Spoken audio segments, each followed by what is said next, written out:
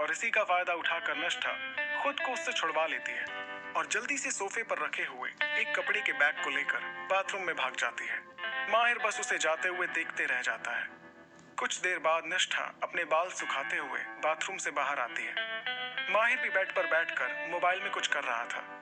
माहिर की नजर निष्ठा पर जाती है, जो शावर लेने के बाद एकदम फ्रेश लग रही थी। उसने ब्लू कलर का ढीला सा टॉप और ब्लैक जीन्स पहन रखा था। माहिर उसे बस देखते ही रहता है। वहीं अब बारी थी कि निष्ठा माहिर को मनाए कि वो कुछ दिन अपने घर पर ही रहेगी। निष्ठा माहिर की ओर बढ़ी और माहिर से कुछ दूर पर ही खड़ी हो गई।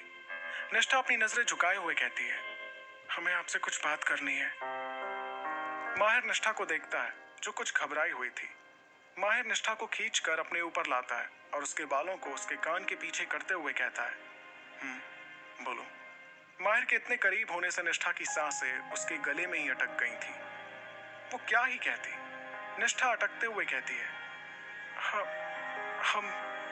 हम वो। माहिर निष्ठा के गालों पर किस करता है और कहता है, बोलोगी। निष्ठा अपनी बड़ी बड़ी आंखों से माहिर को देखने लगती है। यहाँ उसकी हालत खराब थी और माहिर उसे परेशान करने का एक मौका नहीं छोड़ रहा था। निष्ठा पूरी हिम्मत कर रही थी बोलने की, पर माहिर के इतने करीब रहने से कुछ बोल नहीं पा रही थी। निष्ठा कहती है, हमें अपने घर जाना है।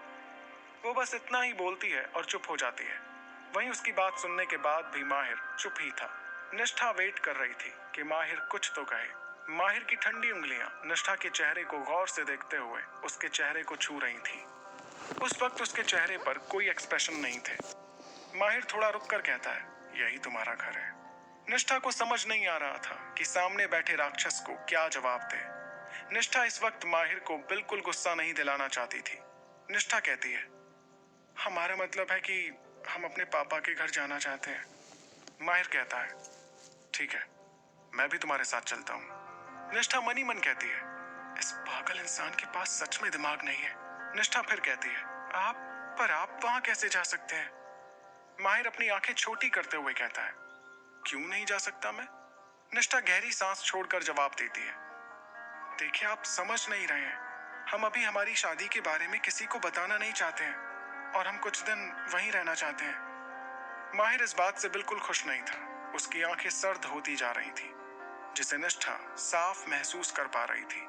माहिर कहता है, बेहतर होगा अगर तुम अपने घर वालों को हमारी शादी के बारे में बता दो, और तुम्हें मेरे साथ रहने में क्या प्रॉब्लम है? निष्ठा ये सुनकर और परेशान हो गई। अब वो माहिर को समझाए तो समझाए कैसे? वैसे वो इंसान तो पूरा का पूरा प्रॉब्लम था। निष्ठा खुद को कंट्रोल करते हुए मासूम सा चेहरा बनाकर कहती है, प्लीज हमारी बात मान जाइए। और आपने शादी के पहले कहा था कि हमारी शादी हम दोनों के बीच रहेगी। माहिर सोचने की एक्टिंग करते हुए कहता है, अच्छा, मैंने ऐसा कहा था, मुझे तो याद नहीं है। माहिर उस वक्त ऐसे जता रहा था जैसे उसे कुछ पता ही नहीं है। निष्ठा को मनी मन बहुत गुस्सा आ रहा था। वो खुद को कंट्रोल करने की कोशिश कर रही थी, नहीं तो वो गुस्से में माहिर का गला दबा सकती थी। निष्ठा परेशान होकर कहती है, आप समझ क्यों नहीं रहे हैं? हमने बिना घर वालों को बताए आपसे शादी कर ली, जबकि हमारी पहले से ही किसी से सगाई हो चुकी है। अब हम ऐसे कैसे कह दें कि हमने किसी और से शादी कर ली है? माहिर कहता है, तो तुम क्या चाहती हो? निष्ठा कहती है, हम कुछ दिन अपने पापा के घर रहना चाहते हैं। हम कोशिश करेंगे हमारी शादी के बारे में घर वालों को बताने की। माहिर चुपचाप निष्ठा को देख रहा था। निष्ठा की कमर पर उसकी पकड़ मजबूत हो गई थी। निष्ठा फिर आगे कहती है, और हम दिन भर आपकी कंपनी में ही तो रहेंगे, आप जब चाहे हमसे मिल सकते हैं। माहिर कहता है, ठीक है, मैं तुम्हारी बात मानता हूं। निष्ठा ये सुनकर खुश हो ही रही थी कि तभी माहिर आगे कहता है, लेकिन तुम्हें स्टार एंटरटेनमेंट छोड़कर मेरी पर्सनल सेक्रेटरी बनना होगा। इतना सुनते ही निष्ठा की खुशी एक सेकंड में गायब हो गई। उसका चेहरा काला पड़ गया। निष्ठा हैरानी से कहती है, क्या? माहिर कहता है, और मैं चाहता हूं कि तुम जितनी जल्दी हो सके मेरे साथ आकर यहां रहो। निष्ठा को अब रोने का मन कर रहा था। वो अपना डांस कैसे छोड़ सकती थी? डांस उसका पहला प्यार था। वो उसे ही अपना सब कुछ मानती थी, पर निष्ठा के पास और कोई रास्ता नहीं था। वो आखिर में उदासी से हाँ कह देती है। माहिर को पता था निष्ठा को मेल डांसर के साथ भी डांस करना पड़ेगा।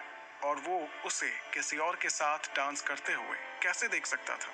निष्ठा उसकी सेक्रेटरी बन गई तो हर वक्त वो उसके साथ रहेगी। माहिर कहता है, चलो अब नाश्ता करते हैं। निष्ठा बेमन से में जवाब देती है। निष्ठा माहिर के ऊपर से हटने लगती है, लेकिन माहिर तो उसे छोड़ ही नहीं रहा था। निष्ठा झुंझलाते हुए कहती है, अब तो छोड़िए हमें।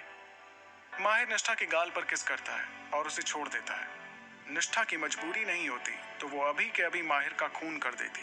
दोनों साथ में नाश्ता करने बैठ जाते हैं। निष्ठा का तो वैसे भी खाने का मन नहीं था।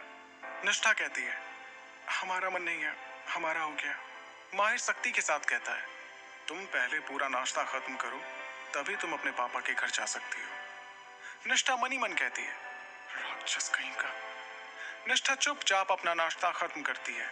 निष्ठा को अब तेजस को कॉल करना था, लेकिन उसका मोबाइल तो माहिर ने स्विमिंग पूल में फेंक दिया था।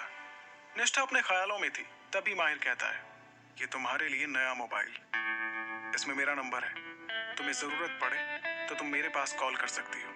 निष्ठा माहिर के हाथ में पकड़े मोबाइल को देखती है और उसकी आंखों में चमक आ गई। वो उससे मोबाइल ले लेती है।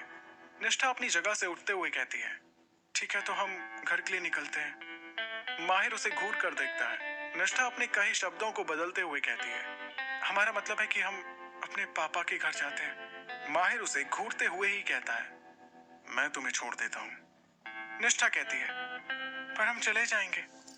माहिर कहता है, ये एरिया शहर से बहुत दूर है, तुम्हें यहाँ पर कोई टैक्सी नहीं मिलेगी और तुम मिसेस अग्निहोत्री हो, तुम कोई भी पब्लिक ट्रांसपोर्ट यूज नहीं कर सकती। तुम्हें मेरी बात अच्छे से समझ आ रही होगी। निष्ठा बस सर झुकाए हाँ कहती है। कुछ ही देर में दोनों वहां से निष्ठा के घर के लिए निकल जाते हैं। दूसरी ओर दिल्ली में मिहिर और आरोही ऑफिस पहुंचते हैं। आरोही किसी बुलेट ट्रेन की तरह जल्दी से कार से उतरती है और ऑफिस के अंदर जाती है। मिहिर बस उसे देखता ही रह जाता है। मिहिर भी कार से उतरकर अंदर चला जाता है।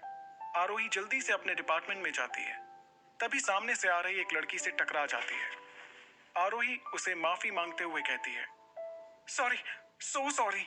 वो लड़की आरोही को गुस्से से देखती है और कहती है, इतनी बड़ी बड़ी आंखें देखकर नहीं चल सकती हो क्या, या जानबूझकर ऐसा किया है?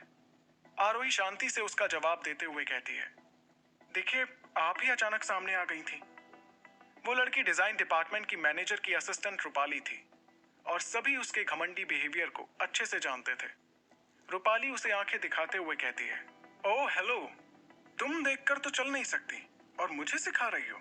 आरोही कहती है, देखिए अब ज्यादा हो रहा है। पूरा डिपार्टमेंट उन दोनों को ही देख रहा था और सब रूपाली को अच्छे से जानते थे कि वो मैनेजर की असिस्टेंट होने का पूरा फायदा उठाती थी। रूपाली अकड़ में कहती है, कुछ ज्यादा नहीं हो रहा है? और अपनी घड़ी में टाइम देखो, पूरे आधे घंटे लेट हो तुम। ये तुम्हारा घर नहीं है जो तुम जब चाहे यहाँ आओगी और जब चाहे चली जाओगी। डिसिप्लिन नाम की भी कोई चीज होती है।